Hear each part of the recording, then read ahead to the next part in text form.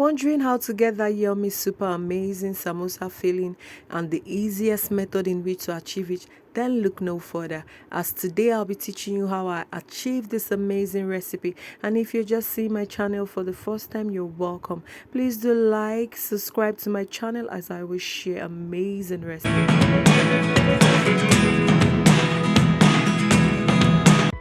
Welcome back, my lovely. So for our samosa filling, we'll be needing our minced meat. I actually minced this using my food processor. I normally used to use my manual meat mincer before I was able to get my food processor, and then I did this myself. But if you don't have any of this, you can use the store-bought one.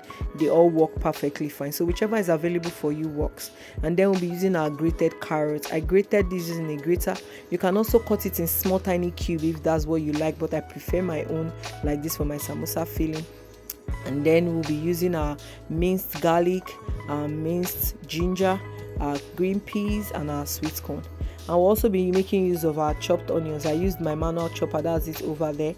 And then together we'll be making our samosa filling. So let's start off immediately.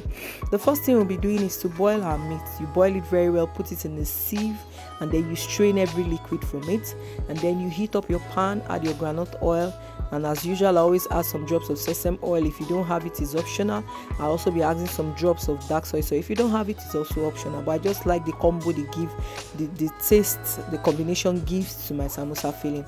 Then I added my ginger and my garlic, and I saute together, fry them together in the oil, make sure they mix very well, properly, very well.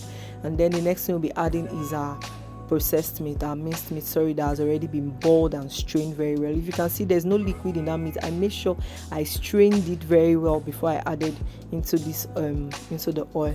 So now that we've added our minced meat into our oil, we'll stir very well.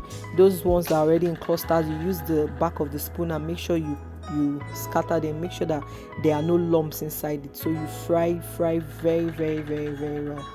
You fry, and when it's dry enough, you start adding your spices. I added 2 stock cubes and then some chicken powder. You can use any spice that works for you, but this is what I add. And make sure you add your spices gradually, don't just add them at once so that you don't over add. I also added some curry masala. If you don't have curry masala, it's fine.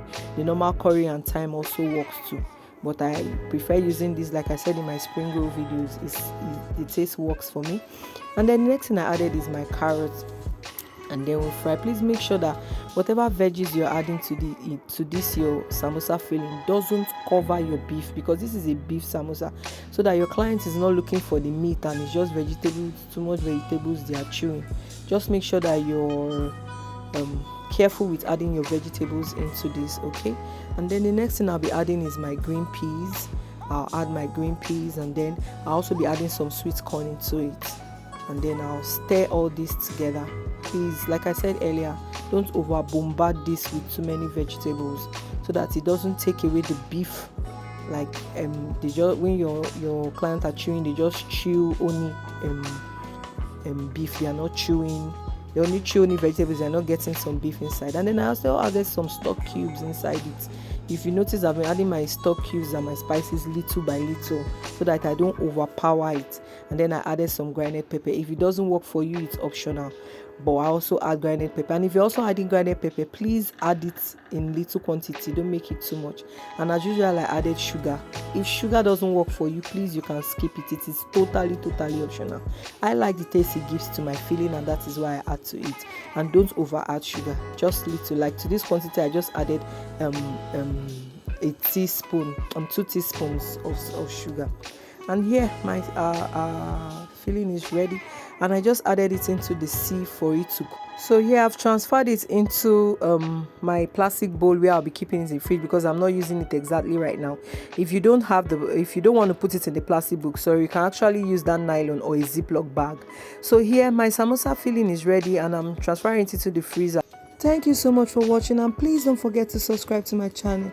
Till I see you on the next one. Bye.